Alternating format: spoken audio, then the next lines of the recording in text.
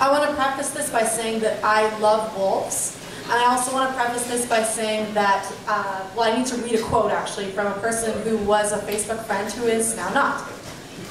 Quote, "I'm opening the door for some people to read this the wrong way. The phrase, 'they were asking for it.' People will go apeshit if you suggest that a girl wearing a skirt smaller than my belt is asking for it. But if a dude goes camping with no shirt on and comes home covered in mosquito bites, some might say he was asking for it. Why is it wrong to suggest that people leave themselves open to predators, regardless of the species? Now, if a mosquito comes near me, I'll kill it. And I feel the same should be acceptable for rapists. Some people are sheep, some are wolves. We have predators in our midst. Why would you make yourself a target? Not enough attention is paid to the idea of protecting yourself. You are responsible for your safety too."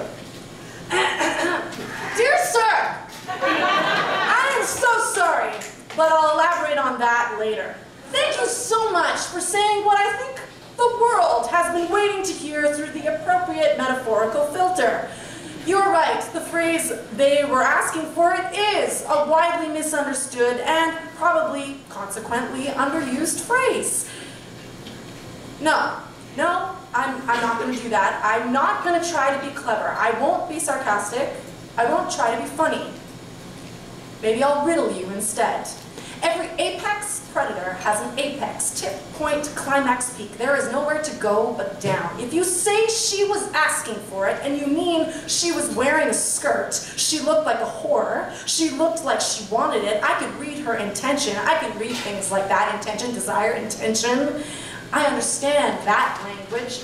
Then you put yourself above an animal, do you not? A wolf just goes in for the kill. A wolf sits at the top and follows its own desire. That's the end. That's the story. That's the song. You cry, wolf, wolf. And I discover that you know better. You'll find me echoing back, "No, man," in a tone of demanding that you show me what that ought to mean. Tip, point, climax, peak. There is nowhere to go but down. Down to the wire, down to the source, down to the grounding, down to the ground, down to where we diffuse and still and stop and listen to the sounds of the street. And remember, we are not living in metaphor.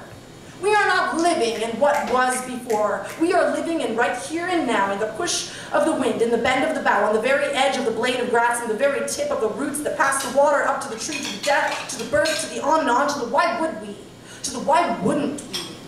Tip, point, climax, peak, there is nowhere to go but down. If you say wolf, I say man. If you say she was asking, I'll say you weren't listening. There was no question. There was only a statement. I am a person wearing a thing out in the world, in the big bad world, hoping for the best, expecting the worst. If you're a wolf, I'm a wolf. If I'm a sheep, you're a sheep. We will pack, we will flock, we will we, will we, will we, will we, will we, will we.